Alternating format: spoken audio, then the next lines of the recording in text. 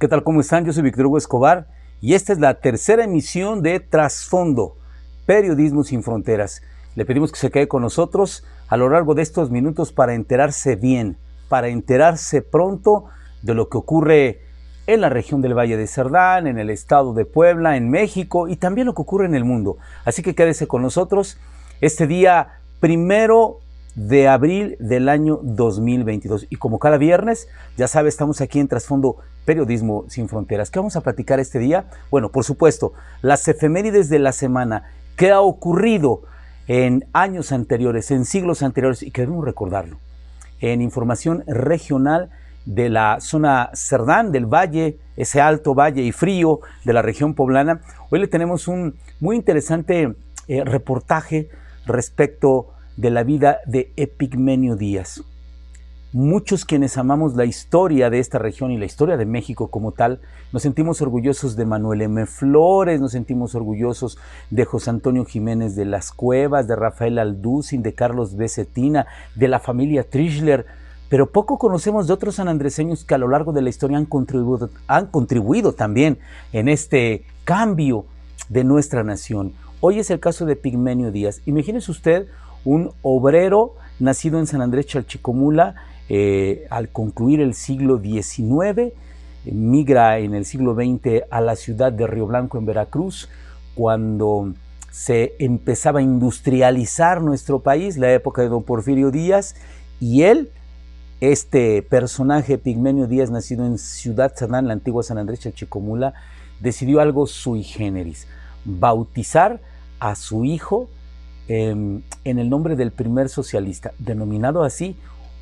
Invitó a todo el sindicato de obreros de las textileras de esa región del Valle de Orizaba a ser sus compadres en el nombre del primer socialista. Es muy interesante este reportaje. Vamos a platicarle también las quejas ante la Comisión Nacional de Derechos Humanos por el incremento de hasta el 140% en el número de denuncias porque autoridades incumplen con su quehacer, porque autoridades violan en su caso también los derechos humanos. Preocupante lo que pasa en Puebla. Hemos estado hablando en las dos emisiones anteriores respecto de la inseguridad.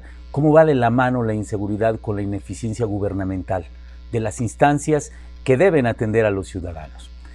También en temas estatales, iniciará clases ya en agosto al 100%, todos presencial, la Benemérita Universidad Autónoma de Puebla. Eso lo dio a conocer hoy la rectora Lilia Cedillo. Hay que recordar que estos 2 años y medio, prácticamente 3 de contingencia, la máxima casa de estudios decidió, como todas las instituciones, no asistir de manera presencial. Ahora se planea regresar. Hay que recordar también que en el mundo todavía la circunstancia está delicada. En el caso de China, han puesto en cuarentena a una ciudad, la más importante, que es Shanghái, la ciudad más poblada del mundo con más de 25 millones, está en este momento en veda, en cuarentena, ante un brote masivo de esta terrible pandemia que ha provocado el COVID-19. También en los temas estatales hoy le voy a platicar de algo que está ocurriendo en Puebla y que lo están disfrazando los actores protagonistas de este hecho. No es nada nuevo, se acercan elecciones en el 2024, aunque estamos en 2022 y faltarían 2 años, hay unos que ya se empezaron a adelantar. Caso concreto de Ignacio Mier Velasco, que sobre pretexto de la famosa reforma eléctrica está recorriendo el estado y por supuesto es una abierta campaña buscando ser el candidato, en este caso del Movimiento de Regeneración Nacional. Ocurre lo mismo con Alejandro Armenta Mier, que ha estado realizando también algunas giras, y también Eduardo Rivera, que es aún el presidente municipal de Puebla y que en la oposición lo ven como el, digamos, más adelantado de los candidatos. Claro, por supuesto, nada está dicho y vamos a hablar de ello. El pasado priista de Ignacio Mier Velasco y también de Alejandro Armenta parece que no han dejado mucho la costumbre de placearse, de utilizar recursos públicos y por supuesto de prometer. Eso no empobrece, ¿verdad? Hablaremos también las declaraciones de Porfirio Muñoz Ledo, el máximo ideólogo contemporáneo de la izquierda, que yo así lo considero, habla de la reforma electoral dice que se regresarían 70 años si es que se aprueba que mediante una consulta se elijan a los consejeros del Instituto Nacional Electoral. ¿Se acuerda usted del priato? Bueno, antes en el maximato, donde todo era sí, señor presidente, lo que usted diga, pues parece que quieren regresar. Digo, no hay que olvidar que gran parte de los actuales servidores públicos que militan en el Movimiento de Regeneración Nacional, bueno, pues tienen un alma priista, así que de eso le vamos a platicar, muy interesante. Y también vamos a hablar del Día Mundial de la Salud, que es el próximo 7 de abril. Le daremos a conocer algunos datos. ¿Qué enfermedades aquejan más a los mexicanos? ¿De qué fallecen más los mexicanos? Y por supuesto, ¿qué es lo que está ocurriendo en el mundo ante el cambio climático? ¿Propicia también la muerte, el cambio climático? ¿Provoca decesos? De eso le vamos a platicar este día en la tercera emisión de Trasfondo Periodismo Sin Fronteras. Así que quédese con nosotros.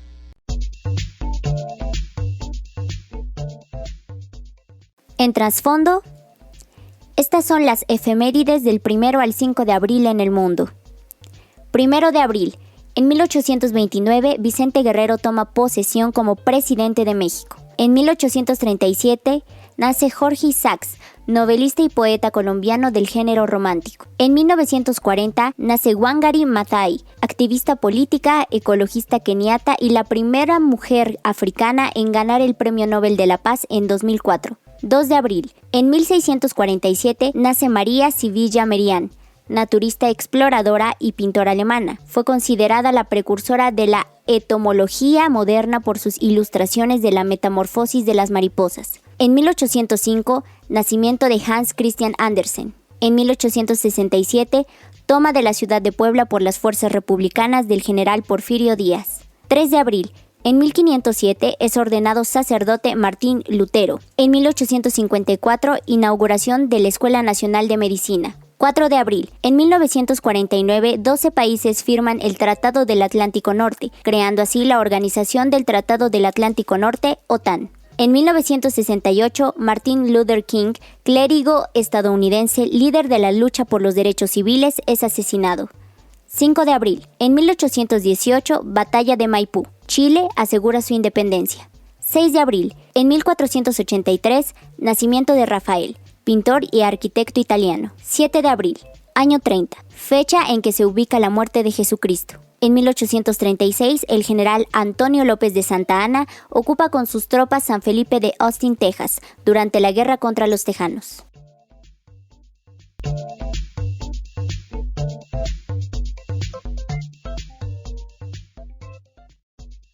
Muy bien, pues ya escuchamos las efemérides y vamos a ir directo a la información.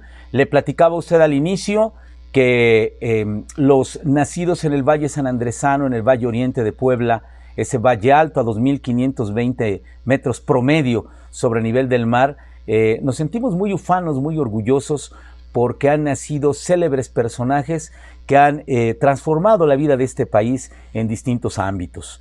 Unos de no muy grata memoria para algunas personas, como Gustavo Díaz Ordaz, aunque creo yo que le tocó vivir una época convulsa al nacido en San Andrés Chalchicomula, a don Gustavo Díaz Ordaz, desde clérigos de la familia Trischler, por supuesto, que por cierto uno de ellos está en este momento en los altares, buscando algunos clérigos católicos la causa para que se convierta en santo. José Antonio de las Cuevas, el fundador del Colegio de las Bellas Artes de Puebla, don Rafael Alducin Bedoya, fundador del 10 de mayo en este país, don Carlos B. Cetina y su amor por el prójimo, por ayudar a sus empleados, fundador de esa gran fábrica llamada Excelsior, que sirvió de nombre para un periódico posteriormente, que se llamaba Excelsior, este periódico que actualmente se llama Ex Online, y que bueno, sigue existiendo luego de más de 100 años de historia. Esta vez platicaremos de Pigmenio Díaz, un luchador social, un sindicalista, un obrero. Empezó a trabajar a los 13 años en la fábrica textil de Río Blanco a los 22 años, ya era un connotado especialista oficial en el manejo de las máquinas para hilar, y con su esposa procrearon 4 hijos. Su cuarto hijo, llamado Adalberto, lo bautizaron en el Río Blanco, pero no lo llevaron a un templo religioso, lo bautizaron con las aguas del Río Blanco, con el fondo musical de la Marsellesa y, cómo no, con todos sus nuevos compadres que eran los miembros del sindicato. El primer socialista del mundo, don Epigmenio Díaz, que poco se sabe de él. Nosotros hicimos un trabajo de investigación a partir de la información de la licenciada Gema Natal, que trabaja en el Instituto Nacional de Antropología e Historia en el estado de Veracruz. Vamos a hablar de ello, así que directamente vamos con Epigmenio Díaz, en el nombre del primer socialista. Epigmenio Díaz, en el nombre del primer socialista del mundo. Nacido en San Andrés Chalchicomula en 1891, en ese valle frío y alto, con su guardián eterno el volcán Citlaltépetl, tuvo que emigrar con su familia a Río Blanco, en el estado de Veracruz. Era apenas un adolescente cuando a sus 13 años, en 1904, entró a trabajar a la fábrica textil de ese lugar, que aprovechando la fuerza fluvial, movía esas enormes máquinas que no paraban de hilar. Como lo escribe Gema Lozano y Natal, investigadora del Centro INA Veracruz, el joven sanandreseño vivió las jornadas laborales de 14 y hasta 16 horas a las que estaban sujetos todos. Era el inicio de un siglo XX que esperaba su etapa más convulsa en México con el estallido de la Revolución Mexicana. Los obreros textiles de la Ciudad de México, Puebla y Orizaba se adherían pronto en ese tiempo a huelgas de acción directa siguiendo los ideales magonistas. En 1913, Epigmenio, a sus 22 años, 9 de ellos trabajando arduamente, ya sabía de los duros horarios, represiones y penurias en las huelgas, salarios ajustados y cuotas mutualistas. Las 8 horas y los batallones rojos. El primer día que se elaboraron 8 horas fue el 20 de agosto de 1915. En esta fecha, y a sus 24 años, el obrero Epigmenio Díaz ingresó, como todos los obreros de la fábrica de Río Blanco, Veracruz, al Sindicato de Obreros Libres, por sus siglas SOL. En 1921, Epigmenio tenía ya 30 años y seguramente se consideraba un ferviente socialista. Había adquirido el nivel de oficial tejedor, la más alta categoría en su especialidad, y vivía con Prisciliana Huerta, madre de sus 4 hijos. En estas circunstancias, el sindicato la había trasladado a trabajar a los recién adquiridos baños públicos. Cuidaba que funcionara la vieja caldera que había sido de una locomotora. Es sabido que en esa época los baños públicos echaban lazos de amistad y de convivencia. Así lo percibió Epigmenio, que al calor del vapor y sus ideas anarcosindicalistas tuvo la ocurrencia de hacer compadre a todo el sindicato. El rito que él eligió fue el de realizar el bautizo de uno de sus hijos, que apenas tenía 1 año y 2 meses. Con este hecho, reforzaba sus propios principios ideológicos y revitalizaba los de sus futuros compadres. Realizar un hecho simbólico con el respaldo del gremio podía afianzar la vocación socialista de este sindicato. El bautizo sería a cielo abierto y en las aguas del Río Blanco, sin duda que nutría a la fábrica y también a la lucha. Los futuros compadres llevarían el estandarte del sindicato, emblema de solidaridad, y la banda de música entonaría la Marsellesa, el himno sindical de la época. La propuesta se hizo y, contrario a lo que se pensaba, la invitación fue aceptada. El día 1 de agosto de 1924, a las 11:30, se llevó a cabo la ceremonia como había previsto Epigmenio. Estuvieron presentes líderes adheridos a la CROM, como cualquier acto oficial o solemne, el secretario del Interior, Rómulo Flores, Prócoro Bravo, secretario del Exterior, Aurelio Luna, tesorero, y Rafael Cabrera, secretario de Actas, y alrededor de 2,000 compañeros y compañeras que asistieron. Acto seguido, el secretario de Actas tomó la palabra y, con la autoridad que le confería el cargo, procedió a bautizar al hijo del sanandreseño Epigmenio Díaz, haciendo hincapié en la condescendencia e importancia social que revestía este hecho. Luego, Aurelio, el tesorero del sindicato, tomó al niño en brazos. Abraham, el estandarte, y Rodrigo Jiménez, secretario general del sindicato, provisto de una hoja, derramó agua sobre la cabeza del niño diciendo: «En el nombre del primer socialista del mundo, yo te bautizo con el nombre de Adalberto». En ese momento, la banda tocó la marsellesa. Y con esto se dio fin a la ceremonia, retirándose la concurrencia. El bautizo del primer socialista del mundo fue el gesto último de un ritual colectivo que coincidió con el fin de un periodo sindical con ideales socialistas y que dio esperanza, al menos en ese momento, de vivir un mundo mejor.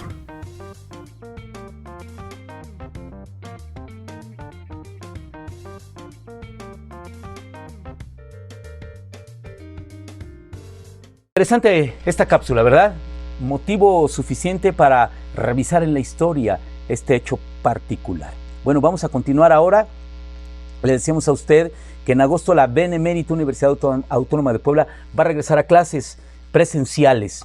Podemos comentar a usted que será en agosto de este año cuando los alumnos de la Benemérita Universidad Autónoma de Puebla regresen al 100% a las clases presenciales. Esto lo anunció la rectora de la máxima casa de estudios, Lilia Cedillo Ramírez. Refirió que se cuenta con las instalaciones adecuadas para ello, así como las medidas sanitarias por cada unidad académica. Por ello destacó que no se ha tenido un rebrote, lo cual significaría un paso más para que los alumnos puedan retornar.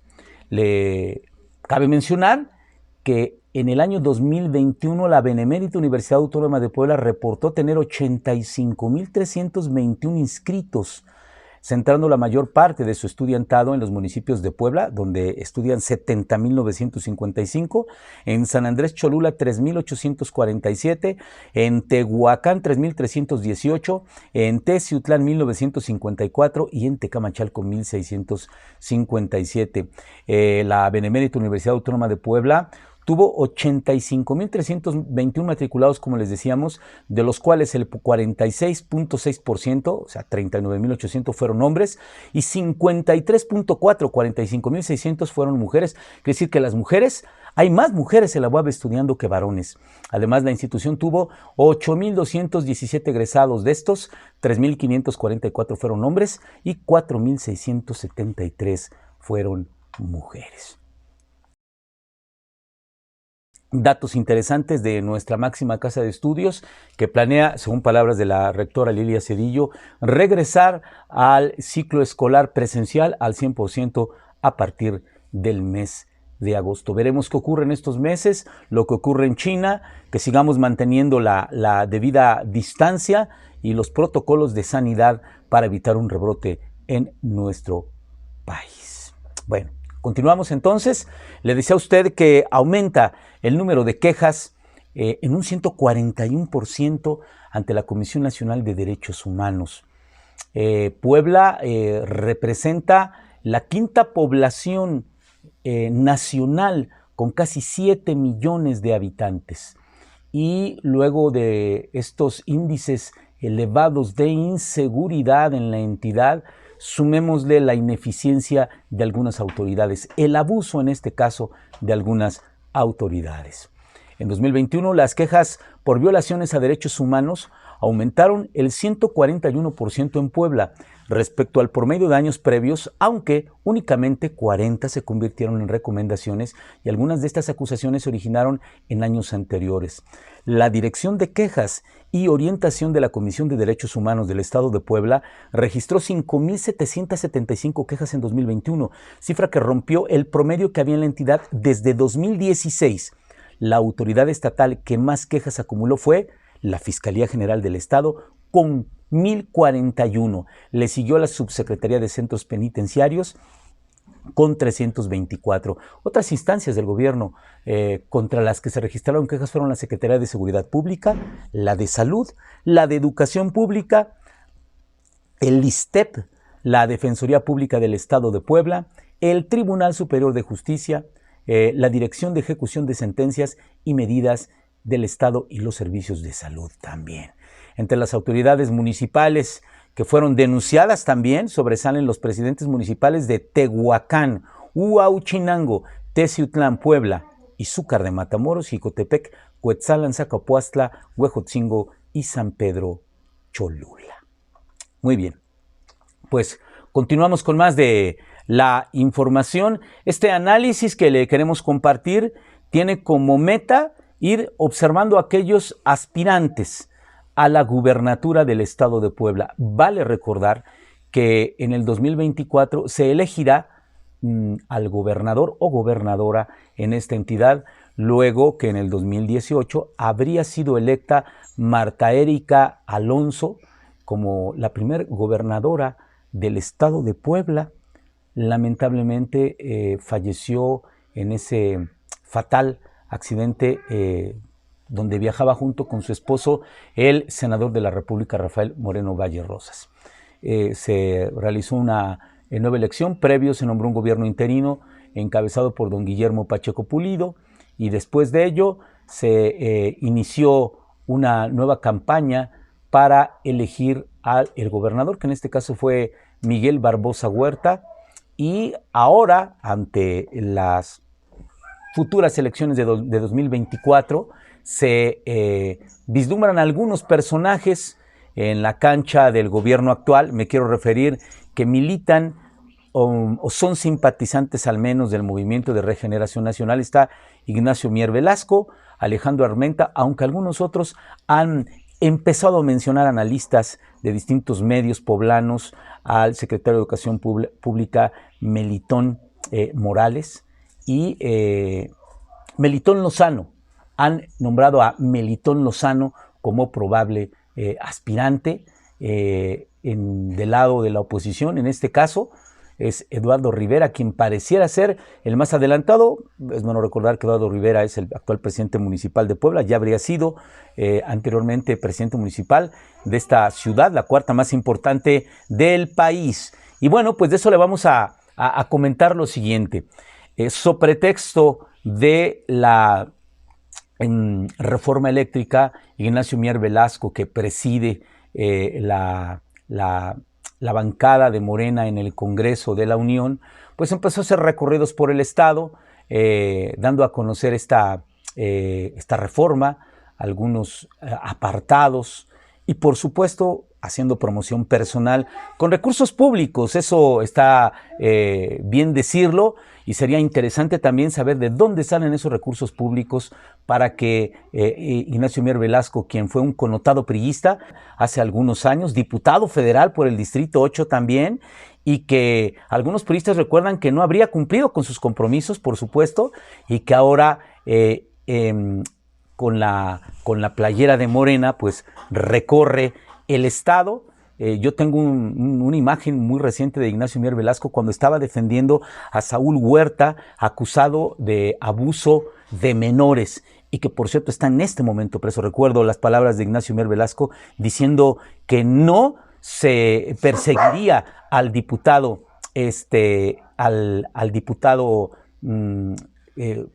diputado y también aspirante a reelegirse, Saúl Huerta Coronel. Alejandro Armenta Mier, también de pasado priista, ahora realizando algunas actividades proselitistas que, dicho sea de paso, están en su derecho porque son ciudadanos, cumplen con los requisitos, y si hay gente que los apoya, pues seguramente aspirarán al cargo público. Sin embargo, no hay que olvidar todo esto que tanto se cuestiona en esta circunstancia del uso de recursos públicos para la promoción personal, y que lo están realizando.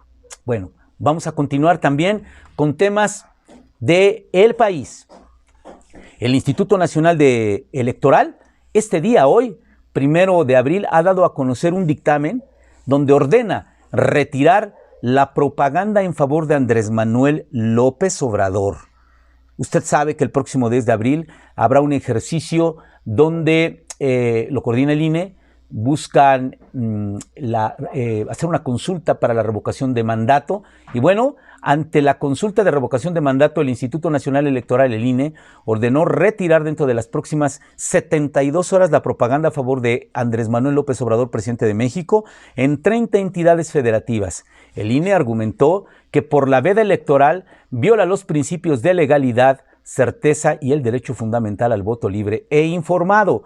La comisión del INE determinó estas medidas por el proceso de revocación de mandato y ordenó eliminar 183 anuncios espectaculares, 18 casos de propaganda tipo cartel adherida en postes, 354 bardas pintadas, 74 casos de lonas colocados en distintas ubicaciones de 30 entidades. Además, explicó que hasta el momento se desconoce la autoría y el origen de los recursos empleados para implementarlos.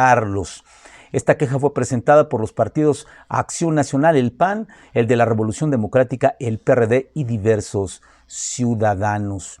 Esta propaganda que será quitada en las próximas 72 horas están en Aguascalientes, Baja California, en Baja California Sur, en la Ciudad de México, Chiapas, Coahuila, Colima, Durango, Estado de México, Guanajuato, Guerrero, Hidalgo, Jalisco, Michoacán, Morelos, Nayarit, Nuevo León, Oaxaca, Puebla, Querétaro, Quintana Roo, San Luis Potosí, Sinaloa, Sonora, Tabasco, Tamaulipas, Tlaxcala, Veracruz, Yucatán y Zacatecas, prácticamente en todo el país. Y bueno, aquí también vale el comentario respecto de cuánto nos va a costar la revocación del mandato, que va a costar muchos millones de pesos. En esta práctica, en el ejercicio del gobierno que encabeza Andrés Manuel López Obrador, que se está convirtiendo en costumbre, pero parece ser que ya se identificó. No existe el problema, ellos lo crean y ellos proponen la solución.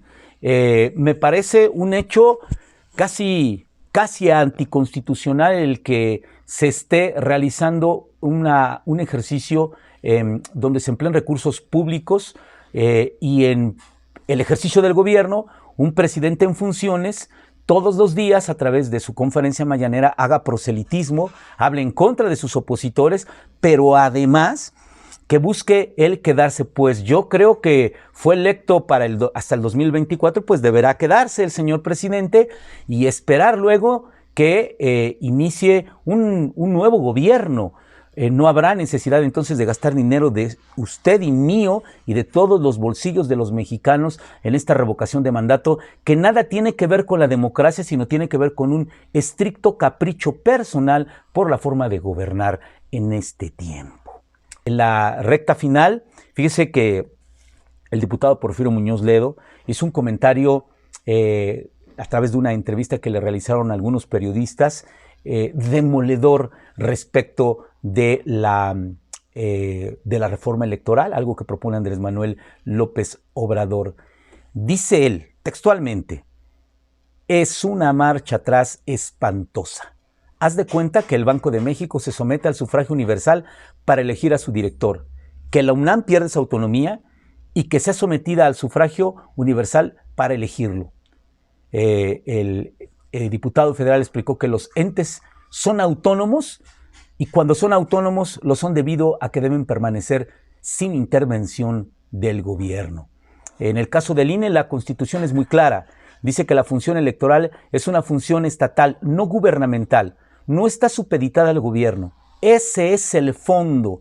Y bueno, yo creo que lo más importante de este comentario del diputado Muñoz Ledo es lo que lacónico presenta, que se está ejerciendo poder en este momento a capricho y que todo aquello que se le opone a quien toma decisiones lo pone del lado de un rival o de un enemigo.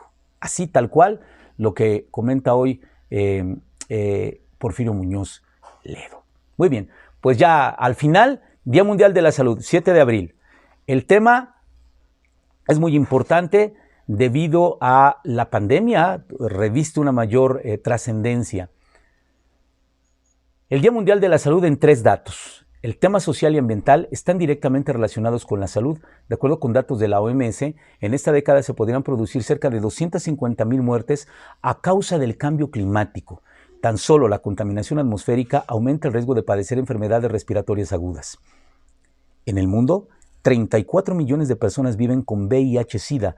Una vez detectado, iniciar un tratamiento antirretrovírico previene la transmisión del virus a parejas sexuales o a bebés. En México, las principales causas de muerte en la población general son, el número 1, las enfermedades del corazón, el número 2, la diabetes y el número 3, los tumores malignos. Eso es lo que nos comparte la Organización Mundial de la Salud en estos 3 datos contundentes. Así que tomemos en consideración esto. Hay que cuidar nuestra salud fundamental en el desarrollo personal. Pues bien, nosotros nos despedimos, lo esperamos la próxima semana, igual en viernes, en este espacio que se llama Trasfondo Periodismo Sin Fronteras. Buenas noches.